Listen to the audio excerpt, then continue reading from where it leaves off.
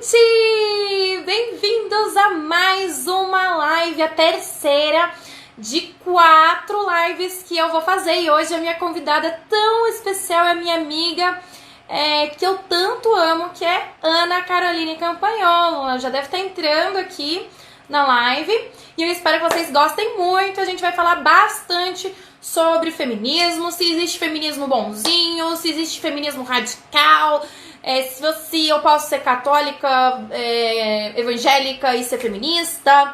A gente vai falar um pouco sobre a revolução sexual, sobre homens afeminados, sobre mulheres masculinizadas. Nós vamos falar também sobre o aborto como ideal de liberdade. Então a Ana já deve estar entrando, se aproxeguem-se. E vocês podem escrever algumas perguntas aqui também, que eu acho legal a gente ver se a gente consegue, né?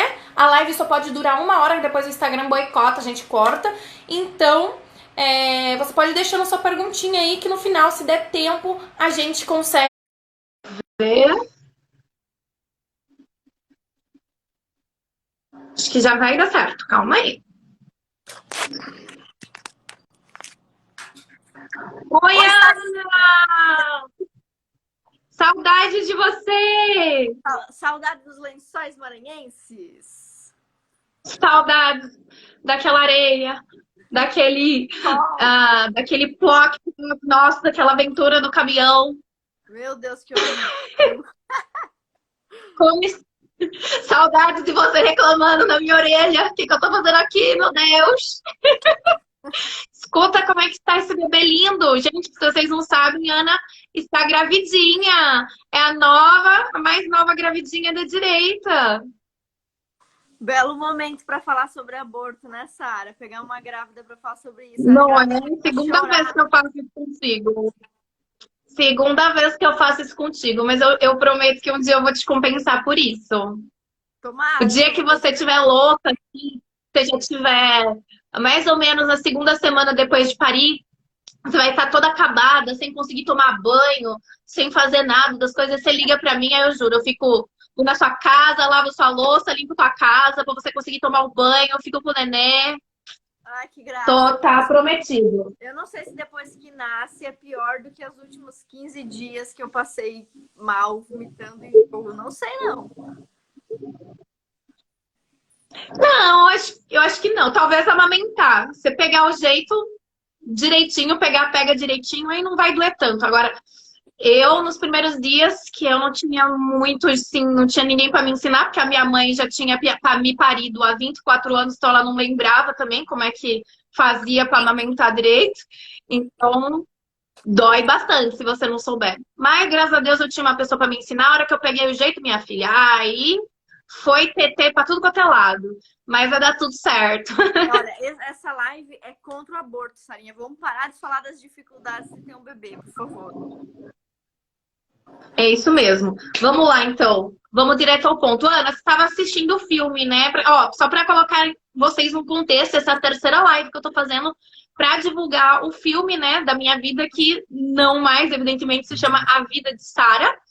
E aí eu tô muito feliz, né, de estar sempre divulgando, de estar sempre aqui falando com vocês e de trazer a Ana hoje. Não sei se vocês sabem, a gente já tem uma história aí de amizade, já tem alguns anos, né? Ana, eu convidei ela a primeira vez que a gente se viu pessoalmente foi no Congresso Antifeminista de 2018, que eu fiz lá no Rio. E aí eu tô super feliz de estar com ela aqui. Se vocês gostarem, a gente combina outras conversas como essas aí. Ô, Ana, você conseguiu assistir o filme? Alguma parte do filme? Eu acho que a Ana travou. E como eu sou amiga dela, eu vou tirar foto, vou tirar um print desse momento para fazer um meme depois. Peraí. Tirado já o print para eu fazer um meme. Não sei se a Ana vai conseguir voltar. Mas vocês feministas. Mas acho que daqui a pouco ela consegue. Acho que ela caiu. Ela falou pra mim hoje que ela tava com a internet meio ruizinha. Mas continua chegando e compartilhando essa live que daqui a pouco ela volta. Ela falou pra mim hoje, vou contar um segredo pra vocês. Ela falou assim pra mim: ô, Sarinha, vamos fazer a live, mas a minha internet tá meio ruim. porque eu não paguei a conta da minha internet, porque eu sou uma política honesta e esqueci de pagar a conta, fiquei sem dinheiro para pagar. Aí, como ela é uma política honesta que não rouba, aí ela não pagou a conta da internet, aí ela tá fazendo no 4G. Mas vamos ficar aí, esperar a solicitação da Ana para ela voltar. E enquanto isso, eu vou falando um pouquinho do filme para vocês. E o tema de hoje, né, que é bem a minha é, a minha ideia de falar sobre isso com a Ana, né, que é sobre feminismo, que é um tema que nós duas dominamos bem. A Ana tá voltando, gente. Vamos lá.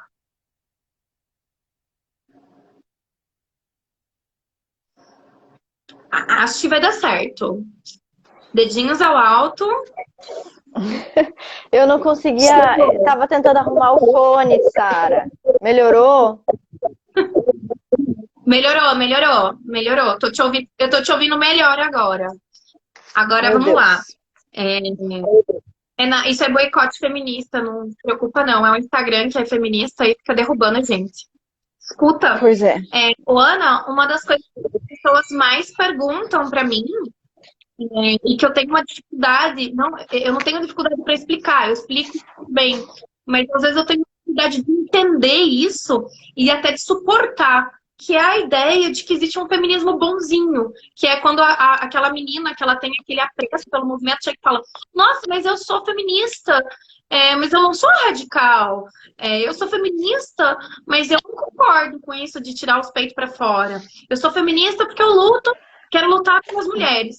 E aí, tipo assim, é uma coisa incrível como hoje as meninas tomaram a propaganda que se faz do movimento feminista, elas se creem feministas, não leem absolutamente nada sobre a bibliografia feminista, não têm ideia sobre nada, e se consideram algo que elas sequer sabem definir. Aí eu queria que você falasse um pouco para as pessoas que estão vendo a gente sobre um pouco sobre isso. Bom, na verdade, esse problema aparece por uma razão muito simples. Ninguém entra num movimento político. As pessoas, em geral, pessoas comuns, elas não entram em um movimento político, ideológico, partidário para sujar sua imagem ou para fazer algo aparentemente ruim. As pessoas sempre buscam algo bom, que resolva algum problema. Todos os movimentos de esquerda, ou seja, agremiações de esquerda, socialismo, social-democracia, feminismo, movimento gaysista, todos esses movimentos, eles identificam um problema que existe, acrescentam outros problemas falsos ou soluções falsas. Então, por exemplo, do que o movimento feminista se vale hoje? Da violência doméstica, né? Do que ele se valia antes? Da falta de acesso ao voto, da falta de acesso à propriedade privada, etc. Então, eles usam falsas bandeiras e essas falsas bandeiras atraem pessoas que até aparentemente têm boas intenções. Você provavelmente também deve conhecer meninas que, sei lá, elas não são más, não são pessoas ruins, mas estão vivendo um auto-engano no movimento feminista. Isso acontece por uma estratégia proposital. O feminismo objetiva empreender uma revolução sexual. Existem muitos livros que falam sobre isso, inclusive livros das próprias feministas. Não é uma coisa que nós estamos inventando, não é uma conspiração conservadora para difamar o movimento. É assim, né? Então, as feministas mais honestas, aliás, as feministas que escrevem os livros que guiam o movimento feminista, falam sobre isso. E falam as maiores atrocidades. O que falta a essas meninas, na maior parte das vezes, é ler esses livros. Então, por exemplo, a Simone de Beauvoir já sinalizava os primórdios de uma ideologia de gênero, né? Ali com o livro Segundo Sexo. A Beth Friedan condenava as donas de casa. A Kate Millett propagava uma revolução sexual. Todas elas juntas, o que elas têm em comum é essa reforma das relações sexuais e não quaisquer outras bandeiras. Então, por exemplo, voto. Toda feminista é a favor do direito ao voto? Não. As feministas anarquistas achavam que o Estado tinha que acabar e, portanto, a mulher não deveria votar. Do contrário, ninguém deveria votar, deveria acabar o Estado. As próprias feministas, as principais feministas que nós conhecemos, as de segunda onda, que são socialistas e marxistas, para que diabos elas defenderiam o direito ao voto se todas elas defendiam o marxismo, ou seja, a ditadura do proletariado. Na ditadura do proletariado não tem eleição. Então, você veja, a defesa do direito ao voto, que é muito recorrente quando as feministas querem falar que defendem direitos individuais ou direitos civis, não é unanimidade. Quase nada é unanimidade entre os movimentos feministas, exceto as pautas relacionadas ao sexo. Então, você vai ver, por exemplo, não existe um movimento feminista que prega a castidade ou a decência entre as mulheres como uma forma de melhorar o comportamento dos homens. Olha, nós incentivamos as mulheres a viverem com modéstia, com decência, com castidade, para punir os homens lascivos, luxuriosos, e eles não vão ter acesso às melhores mulheres. Ué, não existe esse movimento. Não existe absolutamente nenhum movimento de feminista, seja ele de esquerda, liberal, de direita, que não pregue pautas relacionadas à libertinagem sexual. E aí por isso que a gente vê hoje o movimento mais mostrando a cara. De uma certa forma, na primeira onda e na segunda onda, na segunda já era avacalhado, mas na primeira ele era um pouquinho mais disfarçado. Por quê? Porque as mulheres não aceitariam esse discurso, né? Você veja, antes do surgimento da pílula anticoncepcional, era uma loucura você falar para as mulheres que elas tinham que sair por aí fazendo sexo com quem elas quisessem, a hora que elas quisessem, porque isso acarretaria consequências para a mulher. Então, de uma certa forma, historicamente, culturalmente, biologicamente, psicologicamente, por várias razões, as mulheres foram construindo uma retração maior para o sexo. Não que elas ou gostem menos ou mais, não vamos nem falar sobre isso, mas por causa de costumes, por causa da forma. E olha, o que o movimento feminista costuma dizer é que tudo que é culturalmente ou historicamente construído é ruim, ou não é natural. Né? Enquanto que, na verdade, a gente sabe que o ser humano, qual é a característica do ser humano? Mais marcante que nos diferencia de um tigre, do macaco bonobo.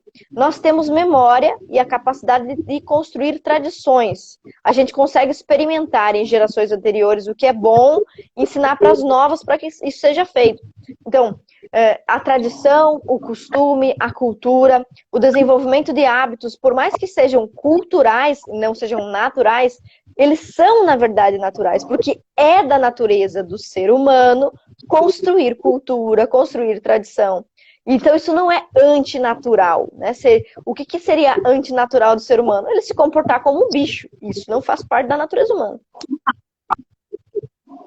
E aí a gente vê exatamente que o movimento feminista, ele conduz as mulheres nesse sentido. Não de um sentido do vício à virtude, mas da virtude ao vício, né? Ele conduz a mulher a um comportamento desumano. Ele desumaniza.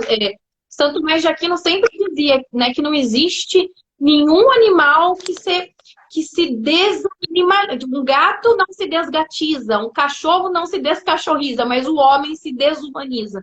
Então nós somos o único animal que tem a potencialidade de ser contra a nossa própria natureza, de remar contra a maré da nossa própria natureza. E achar isso bom ainda, sentido, né? E achar isso bom. E achar isso como se fosse bom, como se fosse o ideal de sobrevivência, e até considerar a antinaturalidade como uma espécie de evolução, que a gente sabe que está extremamente equivocado. Nesse sentido, Ana, na sua fala, você abordou algo sobre a revolução sexual, que me conduz à minha próxima pergunta e tema, que é a revolução sexual e a destruição do matrimônio e da maternidade, né? A gente sabe, Kate Millett sempre escrevia muito sobre isso no seu livro A Política Sexual. E eu acho que se as meninas, como eu, por exemplo, quando eu era feminista, os 5 anos que eu passei no movimento feminista, eu não li nenhum livro sobre feminismo. Eu não li, porque o que as meninas mais velhas do movimento direcionam para nós, que somos as novatas, é que não precisa ler. Não é necessário ler. Ler fica com as acadêmicas. Vocês são ativistas de rua. Vocês precisam fazer a revolução e não escrever. A revolução ela já está escrita. Vocês têm que botar a revolução em prática. Então, não é Então a gente pensava que ler era uma coisa obsoleta, não era recomendado pra gente. Então, durante 5 anos eu não tinha ideia do que eu estava fazendo. Eu estava fazendo, achava que eu estava realmente mudando a vida das mulheres, botando o peito de fora, saindo na rua, com cartaz na mão, sendo presa. E passou 5 anos e eu não mudei a vida de ninguém e ainda coloquei a minha vida numa posição de fundo do poço. Porque eu não mudei a vida de ninguém, não ajudei. A propaganda feminista é ajudar mulheres em situação de vulnerabilidade, né? Tirar mulheres da violência. E hoje o método que eu mais uso para tirar meninas do feminismo é justamente perguntá-las: tudo bem, você ama as mulheres? Você gosta do mundo das mulheres? Você é apaixonada? Você quer ajudar as mulheres? Sim, todas as respostas são sim. E aí eu sempre pergunto: ah, legal, mas nessa última semana quantas mulheres você ajudou? E aí dá tipo um pan, aquele error 404, assim, E as pessoas ficam chocadas, as meninas ficam, não, mas veja bem, é que não é assim e tal. E há sempre uma desculpa pelo fato de não colocar em prática aquilo que elas acham que é. A própria propaganda bonitinha não é colocada em prática. Mas a propaganda que é ruim, e que não é, na verdade não é propaganda, que é a realidade, que elas não leem, mesmo sem ler, elas começam a praticar. Então, Kate Millett sempre escreveu muito no seu livro A Política Sexual, que é de 69, que a mulher só seria verdadeiramente livre se ela chegasse a um estado de revolução sexual. E para atingir esse estado de revolução sexual, ela deveria, então, romper com todas as coisas que... Olha o beijinho pro patriarca aí. Olha aí. Oi, Thiago, beijinho para você. E aí, nesse livro aqui, na política sexual, gente, tirem print aí para vocês irem atrás nos sebos. Na Amazon eu não encontro esse livro, não tem na Amazon mais. Não sei onde você encontra. Velho, só comprando usado na estante virtual. Só assim. E nesse livro ela fala que para a mulher chegar num estado de revolução sexual e ser liberta por essa revolução, ela teria então que acabar com todas as instituições, ela deveria perder toda a vergonha, a inibição sexual, dos tabus sexuais e começar então a praticar todas as coisas que rompem, que quebram o matrimônio monogâmico. A homossexualidade, a infidelidade, trair seus namorados e maridos, sexo antes do matrimônio e também durante a adolescência.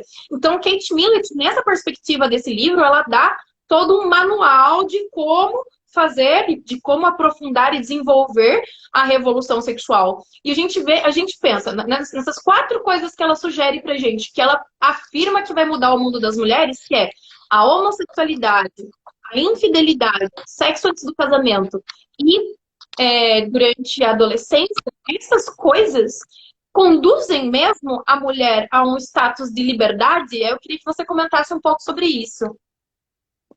Na verdade, assim, a luta contra a família, que foi a primeira questão que você colocou, contra o matrimônio em si, ela é uma luta não apenas moral, ela tem... E não é só feminista, né? Na verdade, eu gosto muito de uma frase do Mises, embora eu não me considere uma liberal, mas eu gosto de uma frase dele que diz o seguinte: o feminismo que luta por direitos iguais não é feminismo, é liberalismo.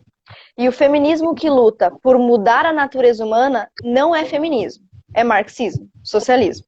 Ou seja, o feminismo, as mulheres, elas podem ser manipuladas ou manobradas para interesses econômicos de metacapitalistas, de uma sociedade ultracapitalista, ultraconsumista, ou podem ser manobradas para interesses marxistas. O casamento, de uma certa forma, a família, de uma certa forma, de várias formas, na verdade, ela é o único elemento de resistência ao Estado. Por quê?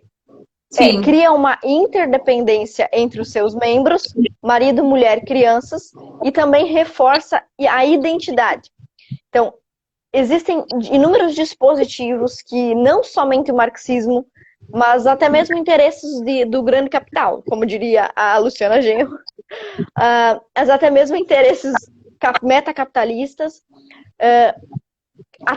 vêm a atacar a família, né? Então, por exemplo, quando nós temos a inserção da mulher no mercado de trabalho, isso acontece por uma causa capitalista, que é a Revolução Industrial, o cercamento da Inglaterra, que é o fim da comércio, a propriedade privada, a transição entre o feudalismo e o mercantilismo. As mulheres assim como os homens deixam a agricultura, aí você precisa de mão de obra barata para tocar a fábrica dos capitalistas. Então, veja, os capitalistas não eram contra a inserção da mulher no mercado do trabalho. Tampouco os marxistas. Não. Por quê?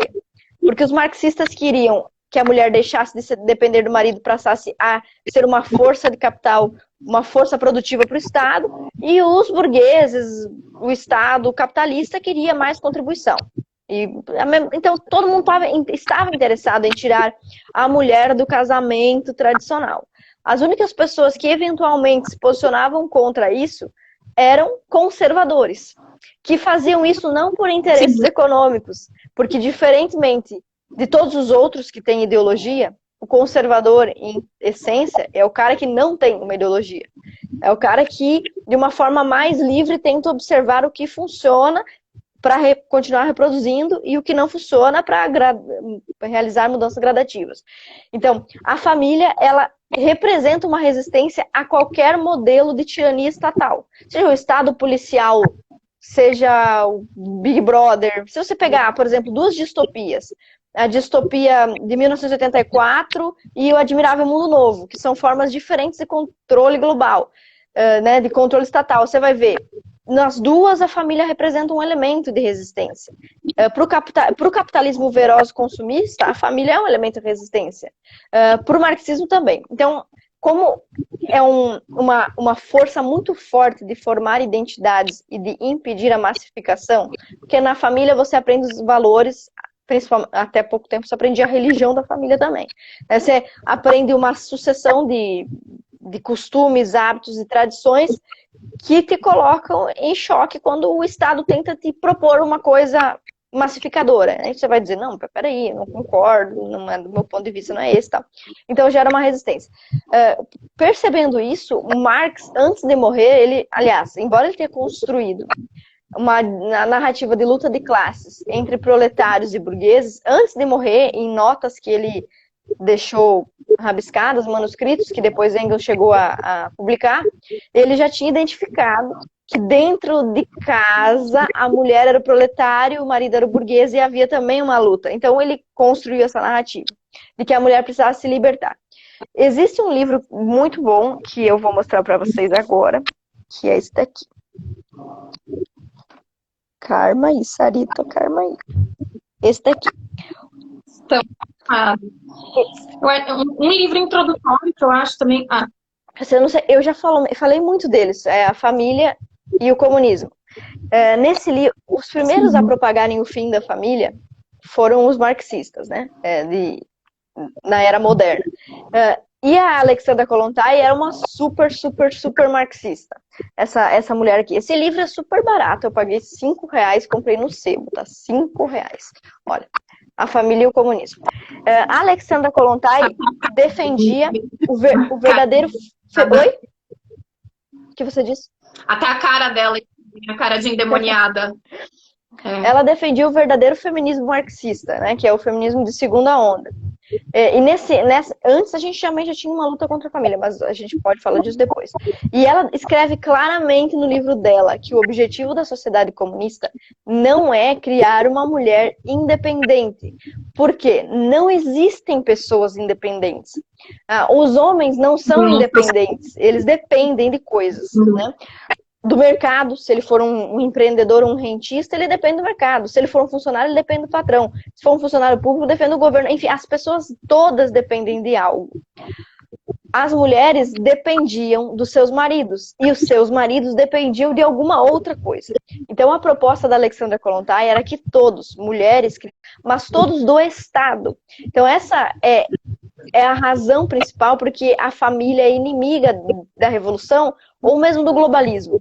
Porque ela cria uma dependência mútua que diminui o poder de criar dependência do Estado sobre a família. A gente está vendo aqui, por exemplo, o que está acontecendo com a situação aí do coronavírus. Tipo, todo mundo faz o que o governo manda, o que o governador manda, e pronto.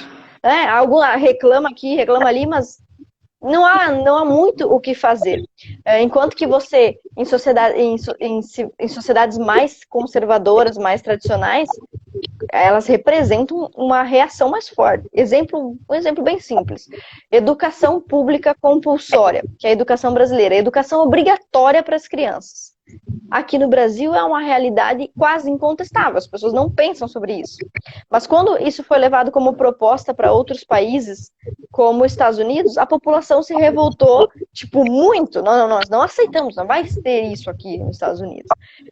E mesmo assim, né, nós estamos falando de um país com um grande número, que abriga um grande número de globalistas, de, sei lá, de tudo que é coisa que não presta. A questão do desenvolvimento também é uma coisa impensável nos Estados Unidos. Exato. Então, assim, todas essas pautas o Chesterton fala uma coisa muito inteligente, assim. Ele é um gênio, né? Mas, enfim, as feministas, elas propõem coisas que não são ruins em si. Ele, por exemplo, era uma das poucas vozes conservadoras capazes de se colocar contra o voto feminino. Mas não porque as mulheres são indignas de votar, mas porque ele construiu uma narrativa, ele defendia que homens e mulheres têm atribuições diferentes e que votar não era uma honra, mas um fardo. E ele justificava isso porque todo mundo que vota torna-se copartícipe das agruras do cidadão votado. Então, se o presidente declara uma guerra, quem votou nele vai para a guerra, quem não votou não precisa. Enfim, ele tinha vários argumentos sobre isso. Mas quando ele falou, uma das primeiras manifestações dele contra o voto feminino, ele disse muito claramente, se o movimento feminista me dissesse que está lutando pelo direito ao voto apenas para que a mulher possa votar, eu seria a favor. Isso, Chesterton seria a favor do voto. Aí ele continua, mas é mentira, o movimento feminista não defende o voto pelo direito do voto, não é um fim em si mesmo, mas para destruir as relações familiares, e o próprio movimento feminista diz. Então o Chesterton diz, como é que eu posso defender o voto feminino se vocês estão me dizendo que o objetivo do voto feminino não é o voto em si, mas a destruição da superestrutura familiar? Eu não posso defender o voto porque vocês estão me dando um motivo ruim. Senão eu seria a favor. E ele fala isso sobre vários outros pontos, né? Então, por exemplo, até mesmo sobre o socialismo ele faz uma comparação. Se você me disser que o socialismo é para ajudar o pobre, eu vou ser a favor. Mas o problema é que você me diz que o socialismo é para ajudar o pobre e destruir a família burguesa. Aí eu não posso ser a favor de um negócio desse. Então, eu acho que tem livros para indicar para as pessoas que estão assistindo, que eu acho que seriam muito bons. Eu acho que o livro primário para você entender alguma coisa sobre a destruição da família seria o próprio livro de Engels, que é a origem da família, da propriedade privada e do Estado.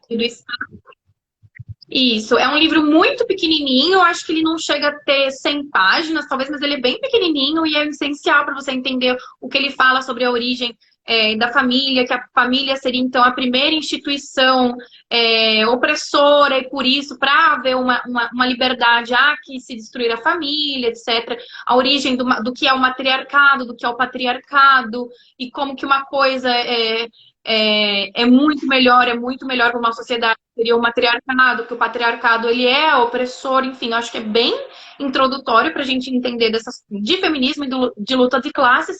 E acho que 2 livros do Chesterton, até sobre o que você estava falando, eu acho que está no O que há de errado com o mundo, que é um livro muito bom. Eu acho que, para mim, é um dos meus preferidos de Chesterton.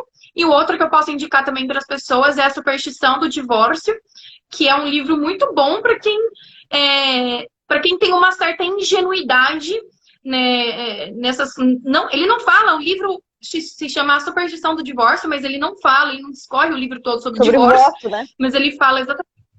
Ele fala mais sobre voto e sobre a destruição familiar ocasionada por esse grupo de sufragistas, e acho que ajuda muito a entender também essa coisa de que não existe um feminismo bonzinho, porque em 1910 ele já falava, ele já via a problemática envolto nisso, e acho que é importante a gente dar essas dicas bibliográficas, até porque o pessoal que está assistindo a gente não assista só a gente, mas estude também, não faz igual eu que fiquei 5 anos botando os peitos na rua sem saber o que eu estava fazendo.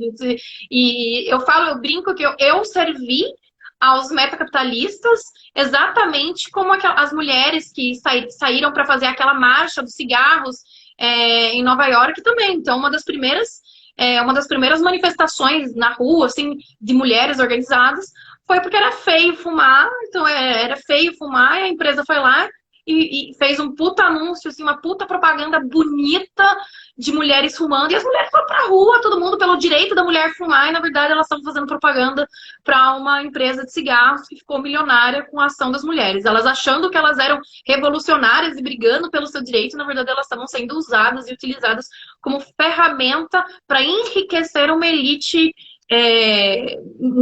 ali nos Estados Unidos. O que nos leva ao nosso terceiro tema de 4, aí só para te falar uma coisa que eu aprendi antes de ontem também, porque eu não sabia fazer live no Instagram, a gente só tem 1 hora de live, depois de 1 hora ele corta automaticamente. Aí a gente tem mais meia horinha, e o que nos leva ao terceiro tema, que é o aborto, né? Que é exatamente isso, na questão da revolução sexual. A gente tem a primeira opção, que é contraceptivos, né? Eu sempre falo para as mulheres, tudo começou a dar errado, não tudo, mas muita coisa começou a dar errado quando a mulher entendeu que ela não precisava mais escolher um único parceiro sexual, porque, tudo bem, acho que em 1960 as mulheres já, alguma parte, grande parte, já não guardava a castidade, como manda, né? As leis naturais e os mandamentos, mas elas, pelo menos, as mulheres, antes do início da Revolução Sexual, elas buscavam pelo menos ter um parceiro fixo, que elas entendessem que fosse um bom pai em caso delas engravidarem. Então, eu sempre falo para as pessoas, para os meus alunos, o que difere, né, biologicamente um homem de uma mulher? A mulher pode gerar e o homem não. Então, o homem ele pode abandonar essa gravidez em qualquer momento, se livrar desse fardo, como as feministas dizem que é um fardo, e a mulher assumiria a responsabilidade sozinha. A liberdade no imaginário feminista não é construir uma relação saudável, então um matrimônio, para ela simplesmente ter um marido que vai ajudar a criar um filho, mas sim, a liberdade do imaginário feminista, no ideal feminista, é se igualar ao homem não precisando parir, através de 2 ferramentas, os contraceptivos e o aborto. Contraceptivos para evitar, a gente sabe que não existe nenhum contraceptivo que seja 100% eficaz, então as pessoas sempre falam, não, tem que fazer sexo, mas faz sexo seguro. E eu fico, meu Deus, mas é seguro de quê? Tá protegendo de quê? De uma doença sexualmente transmissível. Mentira! As doenças sexualmente transmissíveis, elas podem ser transmitidas através da saliva, do suor, do contato com o suor, e até esse simples fato de você colocar o dedo numa mucosa, pode ser do olho, pode ser do nariz, isso já pode transmitir uma doença. Então, a gente tem visto coronavírus, etc. Então, a camisinha, ela não protege nada, ela protege de uma gravidez. Primeiro que essa palavra proteger de uma gravidez, acho que é um termo muito errado, né? Porque uma gravidez não pode ser comparada a uma enfermidade, a uma doença, né? Uma gravidez, ela deveria ser vista como um presente, como uma bênção, e não como não te protege de algo, pode evitar que ela aconteça. Mas a gente tem que entender que não existe nenhum caso, nenhum contraceptivo no mundo que seja 100% eficaz. Só um, que é a castidade. Se você não fizer o ato, você não vai ter que lidar com as consequências do ato. Mas mesmo assim, a mulher, ela se sentiu tão poderosa quanto o homem por se livrar de uma responsabilidade. E aí eu acho que realmente a moral da mulher feminista começou a decair num nível absurdo. E o aborto, ele tem sido visto na sociedade como um ideal de liberdade, não como uma coisa pontual num momento de desespero, mas não, como um ideal de ser compreensível como liberdade da mulher, sendo que se trata de algo extremamente antinatural. A gente sabe que a natureza é nascer, crescer, reproduzir e morrer.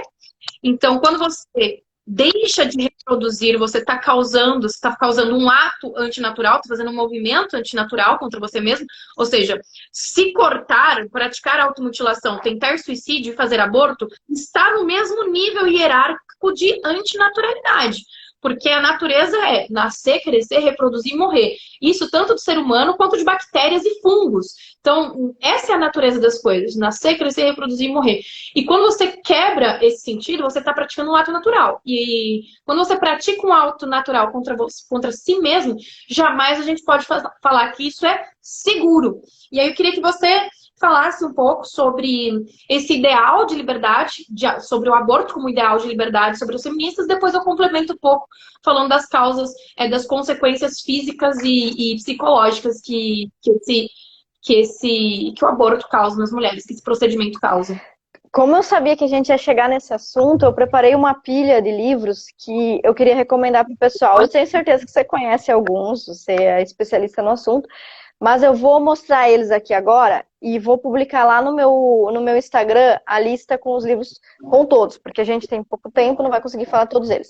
Mas olha, esse montão de livros aqui, eu tô publicando imediatamente, vou postar agora lá no meu Instagram. Então depois o pessoal fecha e corre lá, Ana Campanholo, @Ana Campanholo, dá uma olhadinha lá. Desses daqui, Sara, o que eu gosto, você ajudou também, você provavelmente leu, avalizou, porque você também está na orelha desse livro Precisamos Falar sobre Aborto, eu e você fizemos a contracapa, né? Mas tem um livro que eu acho muito especial, eu não sei se o pessoal ainda consegue comprar. Se alguém quiser falar sobre aborto, dar palestra sobre aborto, no mundo, não tem como você falar que você é um especialista no assunto, se você não tiver esse livro. A capa é horrível, parece que ele foi feito no Paint pelo estagiário, horrível, meu Jesus Cristo. E eu paguei esse livro usado R$120, mas ele é, assim, uma preciosidade. Depois a gente fala... Você tem ele também, Sarinha? Aí, ó. Tenho mais feia do universo. De presente, graças a Deus, um seguidor, porque senão tava não tinha condição, assim, caríssimo, né, também. E muito... Mas olha, esse livro é muito legal porque existem várias abordagens pelas quais a gente pode falar sobre o aborto. E muitos livros que a gente tem aqui falam muito sobre a moralidade do aborto, né, justificando por que é certo ou por que é errado. Nesse livro, IPPF, a Multinacional da Morte, a gente vê ele praticamente assim, nem comenta se é certo ou errado o aborto. Mas ele demonstra o quanto o aborto é uma arma maligna apenas pela forma como ele foi manipulado politicamente. Então, você vai encontrar nesse livro, por exemplo, cartas do Hitler aos seus subordinados em uma ocasião em que eles estavam para invadir a Rússia, pretendiam dominar a Rússia. E numa dessas cartas, o Hitler recomenda que o seu emissário divulgue, propague entre os russos a ideia de contracepção e de aborto livre, que incentive o aborto, que incentive a abertura de clínicas de aborto na Rússia. Veja, não na Alemanha. Na Alemanha o Hitler não queria alemãezinhos sendo abortados, mas era uma forma dele enfraquecer a Rússia. Então, esse é só um exemplo. Você tem inúmeros documentos, mas assim, ó, infinitos documentos oficiais, o documento de ONU, de Unesco. O nome do livro que não deu para ver na capa. IPPF, a Multinacional da Morte. Corre lá no meu Instagram, pessoal, que tem a lista dos livros lá. Depois, né? Agora fica aqui na live. IPPF, a Multinacional da Morte. O Jorge Scala é um advogado e ele escreveu outros livros muito bons, não é só sobre aborto que ele escreve. Então, esse daqui, por exemplo, ó, Contra a Ideologia de Gênero. Ideologia de Gênero é do mesmíssimo autor. É um advogado conservador. Então, esse livro vai dar uma abordagem política. A gente vai entender o seguinte. Quando as pessoas falam sobre controle de nascimento ou direitos reprodutivos, eu acho assim, direitos reprodutivos é a maior assinte, porque é justamente sobre não reproduzir. Então, deveria ser direitos abortivos o nome, né? Porque é uma antirreprodução. Mas eles jogam com as palavras. E nesse livro ele explica como que o controle de nascimentos é uma pauta que tem a ver com o controle e não com nascimentos. Então, organismos internacionais, eles jogam com os países. Qual país vai crescer mais exponencialmente através da força de trabalho? Brasil. Então, vamos incentivar o aborto no Brasil para que ele não seja competitivo economicamente em relação ao país B, certo? Então, você vê nesse livro uma abordagem que é só política. É um livro que abre a nossa cabeça para outras pautas. Porque quando a gente está discutindo o aborto, a gente costuma discutir a moralidade do aborto, se é certo ou se é errado. O que nem sempre é efetivo. Porque, às vezes, a pessoa que está propagando o aborto, ou ela não liga para a moral, ela é relativista, né? Ou ela já tem a sua posição moral. E quando a gente está falando com a pessoa que vai abortar, a mulher que está desesperada para abortar, essa mulher que está desesperada para abortar, ela não quer saber se é certo, se é errado, se a vida começa no 7º mês, no 2º mês, com que idade se formam os neurônios, o tubo neural, ela não quer saber isso, ela está desesperada, ela precisa de uma outra abordagem, que é uma abordagem solidária. Então, quando a gente está falando de livros, de argumentos, eles são sempre para você discutir do ponto de vista político. Porque do ponto de vista da vida prática, quando uma mulher que você conhece, estiver pensando em aborto, você não vai ter que discutir com ela, não vai mandar ela ler um livro. Né? Você vai tomar alguma providência, ela precisa de dinheiro, precisa de ajuda, precisa de carinho, alguma coisa ela precisa. Então, essa abordagem da IPPF é maravilhosa para quem gosta de debater. E o brasileiro tem um problema, né? Que ele quer debater os assuntos que ele não leu. Ou, aliás, quer debater assunto que ele não estudou. Ou seja, ele acha que a opinião dele é tão importante, baseada no nada, que ele tem que dar a sua opinião, né?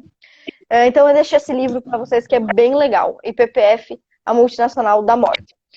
Bom, no meu livro, eu escrevi um capítulo... Eu mandei para você, não mandei, Sarinha? Se eu não mandei, aí tô errado. Mandei, né? No meu livro, eu escrevi um capítulo... Não é um capítulo inteiro dedicado ao aborto, mas o terceiro capítulo eu intitulei assim, ó, Reprodução Feminina dos Vícios Masculinos. E eu peguei os vícios que comumente as feministas alegam que são os problemas piores do machismo ou dos homens. Entre eles, o abandono da prole. Então, assim, você vê que as mulheres reclamam muito, ou que o cara não paga pensão, que o cara faz o filho e foge e tal. E essas reclamações sempre foram recorrentes.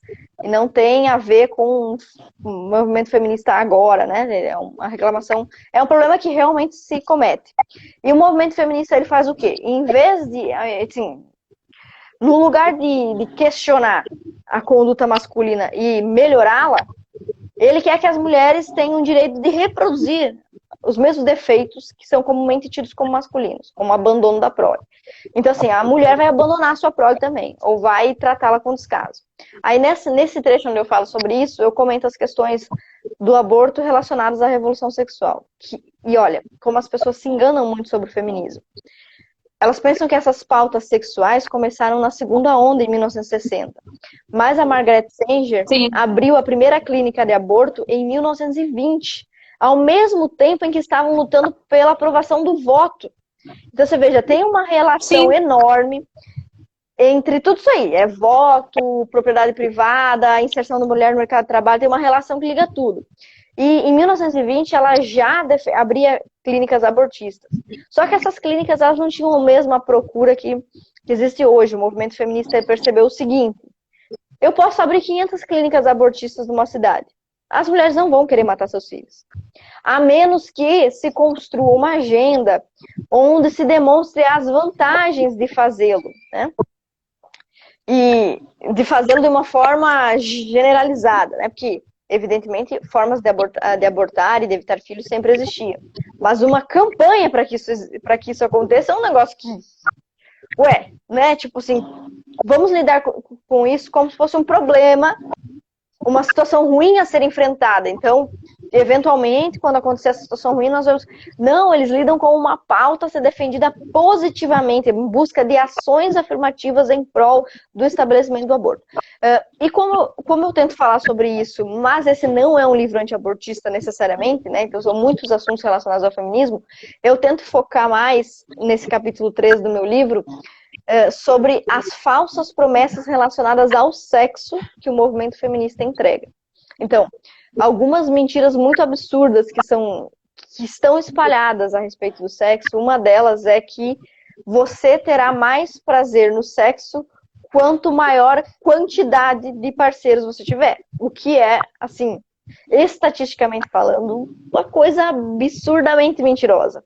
E qualquer pessoa, assim, é engraçado isso, qualquer pessoa que teve uma vida sexual ativa, ela sabe que o sexo melhora com a repetição, né? Então, assim, que a primeira vez que você tem relação com uma pessoa tende a não ser tão boa quanto a 12ª vez, a 50ª vez, a 100ª vez. Então, não tem a ver com quantidade de pessoas, mas com a qualidade do parceiro em si. Então, aí, no capítulo 3 do meu livro, eu falo sobre essas falsas promessas. Então, uma série de promessas relacionadas ao sexo, além da variedade de parceiros, a proposta de que começar o sexo antes é ser mais livre. Aí eu trouxe no meu livro inúmeras pesquisas de países que têm essas bandeiras progressistas do sexo, como os Estados Unidos, que é um modelo de putaria. E eu falo nesse trecho, eu trago várias pesquisas que mostram a insatisfação sexual do jovem. E que o jovem de hoje faz menos sexo e está menos satisfeito com sua vida sexual do que estavam as nossas mães, que são injustamente acusadas o tempo todo, difamadas, de serem pessoas que não sabem o que é bom para a vida, não experimentaram o que é bom, não sabem o que é bom, e que são justamente pessoas que tiveram uma vida mais satisfeita. Exatamente. Sem contar também os outros problemas que vêm junto com isso, né? Da revolução sexual, que é a questão da pornografia. Hoje a gente vê homens de 30 anos que já estão precisando usar remédios para potencializar o sexo, porque já estão completamente com uma visão da mulher completamente distorcida. Mulheres que acham, como você falou, que quanto mais parceiro sexual ela tiver, mais livre, mais feliz ela vai estar. E aí acaba com depressão, com ansiedade, com doenças psicológicas, psiquiátricas. E também falando sobre aborto, as pessoas sempre perguntam para mim, não, mas eu sou a favor do aborto seguro. Mas eu sempre pergunto, que diabo, o que é um aborto seguro? Ah, um aborto que... Porque as mulheres, elas fazem, né, de maneira clandestina, e aí elas acabam morrendo, elas acabam...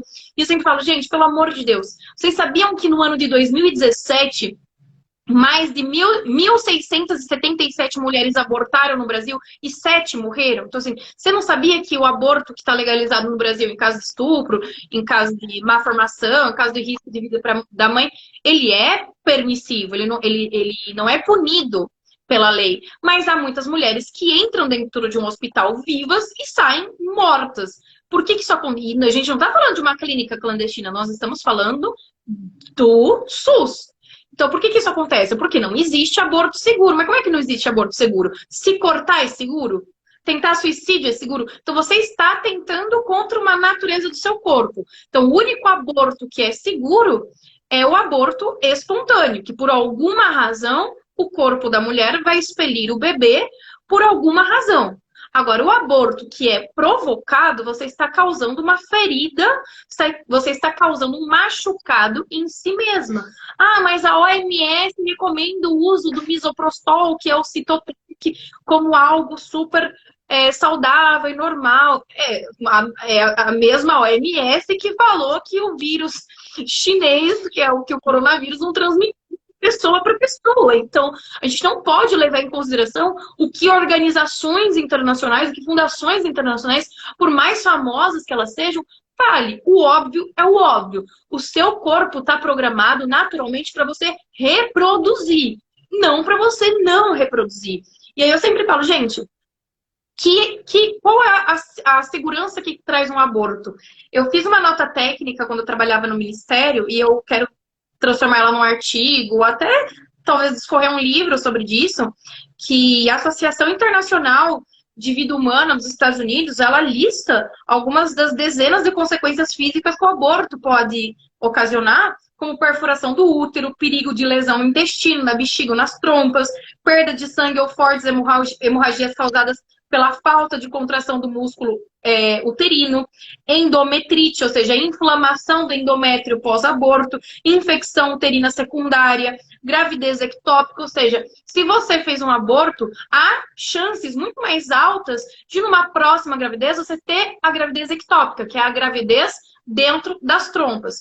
Infelizmente, o bebezinho não consegue se desenvolver e você vai ter que fazer uma cirurgia para a retirada dele, o que vai te ocasionar uma lesão que era completamente desnecessária. 50% de chances de retenção de placenta, que foi o que aconteceu comigo, que eu falo no meu filme, né? Por que eu quase morri fazendo um aborto? Eu fiz um aborto com o protocolo da OMS, usando misoprostol, o Citotec aqui no Brasil, que deveria ser, então, um objeto seguro, um método seguro, porque ele está aprovado pela OMS. Eu acho que a Ana deu uma travadinha, mas eu vou segurando a live por aqui. Eu fiz esse aborto de acordo certinho, seguindo os passos da Organização Mundial de Saúde, e eu tive retenção da placenta. O que significa isso?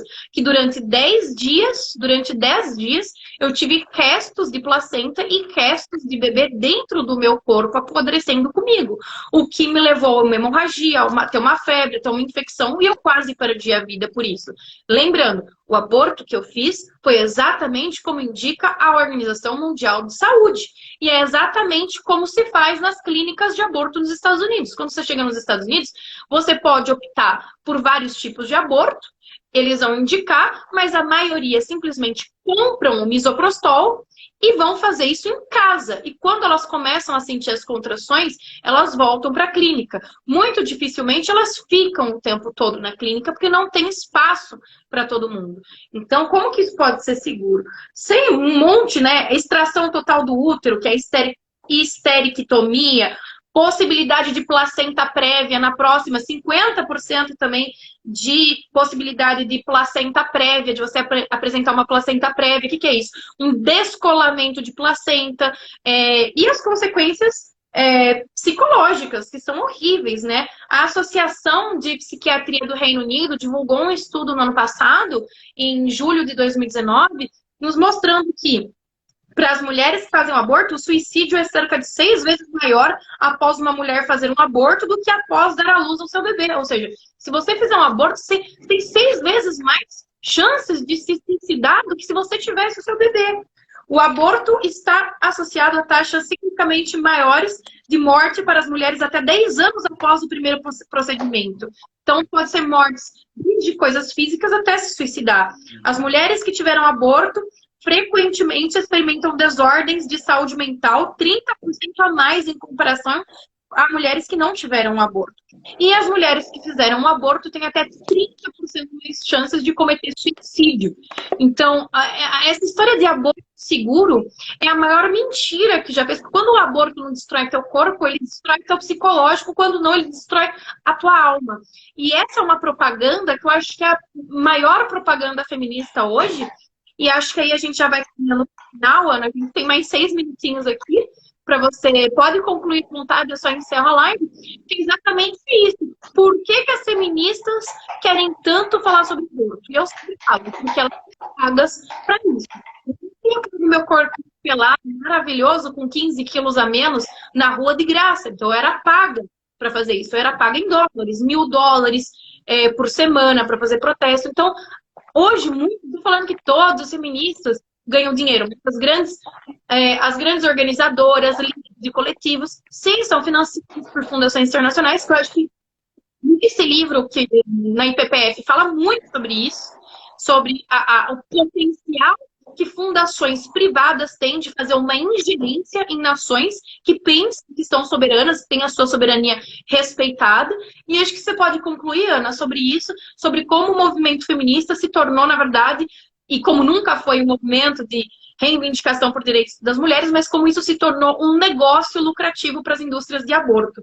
Você tem mais ou menos 4 minutinhos para falar e depois já conclui, porque senão o Gran corta a gente da metade. Não, eu já ia dizer para você mesmo que eu precisava encerrar, porque o chefe aqui da casa, o patrão, ele tá fazendo assim, ó, para mim, ó. Sinal assim, ó, não sei se eu não vou apanhar depois do vídeo terminar. Mas, enfim, Sarinha, isso aí que você tá falando sobre investimento, sobre o dinheiro que rola por trás do movimento feminista é absurdo. Eu não tenho conhecimento sobre a área médica, mas eu tenho sobre a educação. E assim, praticamente todo o sistema de bolsas, CAPES, CNPq, estágio, absolutamente tudo que gira em torno do dinheiro da educação nas áreas de ciências humanas, ciências sociais, história, filosofia, praticamente todo ele é canalizado para movimentos sociais de esquerda que ocupam a universidade. Isso aconteceu comigo naquele caso da professora que eu acabei processando, etc. E acontece com qualquer outra pessoa que tentar apresentar, por exemplo, um trabalho anti-aborto num curso de filosofia. Vai enfrentar uma resistência enorme, não vai receber... Pode até apresentar o trabalho a contragosto dos professores. Se o professor tiver um pouco de ética, pode até aprovar, mas assim, ó, a dificuldade de você conseguir uma bolsa, um orientador à altura. E tudo isso é uma questão política. As mulheres, assim, não temos como representar as mulheres, é impossível representar as mulheres, porque você gosta de uma coisa, eu gosto de outra coisa, cada mulher gosta de uma coisa. Então, toda vez que um movimento social, político, partidário, ideológico disser que está representando uma categoria de pessoas, homens, mulheres, gays, negros, está mentindo, porque não tem como representar essa categoria toda. Então, obviamente, está fazendo isso por escusos motivos políticos que não tem a ver com o bem da classe representada. Sara, a gente tem que terminar porque o relógio está aqui, o meu marido já está com um pedaço de pau na mão ali, pegou o negócio de enrolar macarrão. Mas eu quero sugerir para o pessoal que dê um pulo no meu Instagram para ver a lista de livros do aborto que eu postei lá. E quem não comprou meu livro ainda, por favor, Feminismo, Perversão e Subversão. Esse mesmo. Livro da Ana, tira em print dessa imagem. E assinar o Lumine TV para poder ver o documentário da Sara, né? Por favor. O Lumine TV é um portal de vídeos tipo um Netflix conservador. Um Netflix do bem. Então, quem não assinou ainda, gente, sério, lumine.tv. E o documentário da Sara eu consegui assistir no 4G hoje, 1 hora. Eu já conhecia a tua história, mas tá muito mais bonito ali. Tem uns cortes de cena, aparece o teu menino. Tá tudo muito lindo, então eu recomendo, pessoal, quando for lançado o filme, fazer fila para assistir. Já se prepara aí para o dia do lançamento. E Sarinha, todo sucesso do mundo para você. Obrigada, Ana. Obrigada mais uma vez por você aceitar fazer isso mais vezes. A gente combina aí, tá bom? E se o Thiago estiver te enchendo, faz um protesto pra ele, a La Fêmen. Acho que ele vai gostar. Vai sim. Eu quero deixar um beijo pro meu primo, Samuel Bittencourt, lá de Chapecó. O meu único parente assistindo essa live, que todo o resto da família é os desnaturados. Olha aí, os desnaturados. Um beijo, então, do seu primo, Samuel. Ana, obrigada. Fica com Deus. Qualquer coisa, tamo aí. Já falei que eu vou pegar um avião quando acabar esse coronavírus pra ser sua doula aí, tá bom? Venha cá. Beijo. Beijo. Fica com Deus. Tchau, gente. Muito obrigada.